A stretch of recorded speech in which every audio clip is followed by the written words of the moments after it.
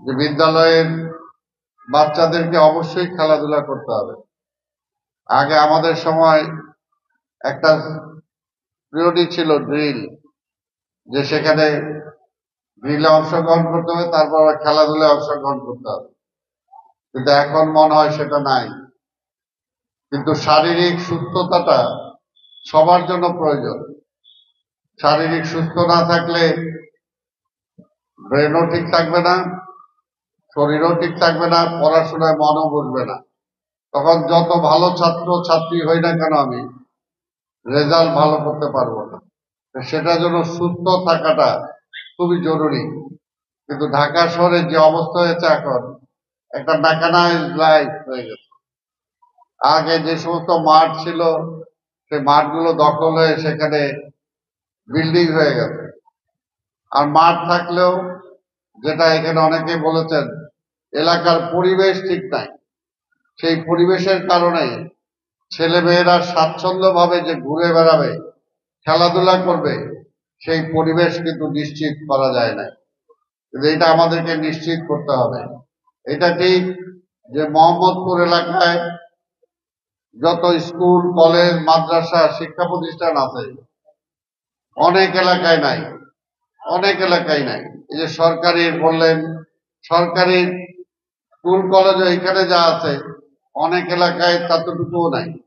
তারপরও স্বাভাবিকভাবে সরকারি হলে ছাত্রীদের সুযোগ সুবিধা একটু বাড়ে, বেতন ছাড়া পড়াশোনা করা যায়, শিক্ষকদের সুযোগ সুবিধা বাড়ে, সেই কারণে মানও বাড়ে।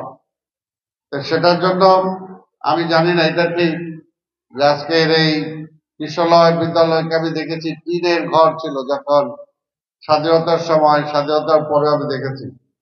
এটা এখন বিল্ডিং হয়েছে, কিন্তু সরকারের যে সুযোগ সুবিধা সেগুলো হয়তো আপনারা পান না। তবে অনেক কিছুই আপনারা বলেছেন।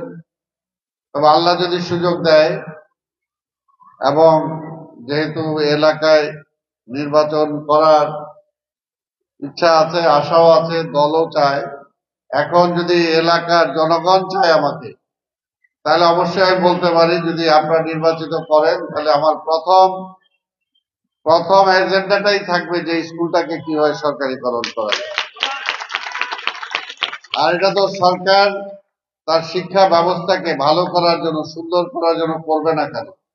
পাশাপাশি আরেকটা বলি যে বাংলাদেশে কিন্তু অনেক বেসরকারি স্কুল আছে যেগুলো সরকারি স্কুল কলেজের চেয়ে কিন্তু অনেক ভালো মানের দিক দিয়ে, এবং সেখানে কিন্তু ছেলেমেয়েরাও ভালো রেজাল্ট করে। ভালো ছেলেমেয়েরা সেই কলেজে, সেই স্কুলে যাওয়ার জন্য বেশি আগ্রহী থাকে। সেটা হলো যে আমি যদি শিক্ষার মানটা বাড়াতে পারি, তাহলে শিক্ষা ক্ষেত্রে সরকার যেরকম টাকা দিচ্ছে, আজকে ব্যক্তিগতভাবে প্রত্যেকটা ফ্যামিলির মা বাবাও চায় যে আমার মেয়েটা, আমার ছেলেটা যাতে একটু ভালো পড়াশোনা করে ভালো রেজাল্ট করে। সেটার জন্য 2, 4, 5, 10,000 টাকা খরচ করতে কোনো কিন্তু গার্জেন নিজে খায়ও না খায়ও কিন্তু সেই ছেলে মেয়েটাকে মানুষ করতে চায়।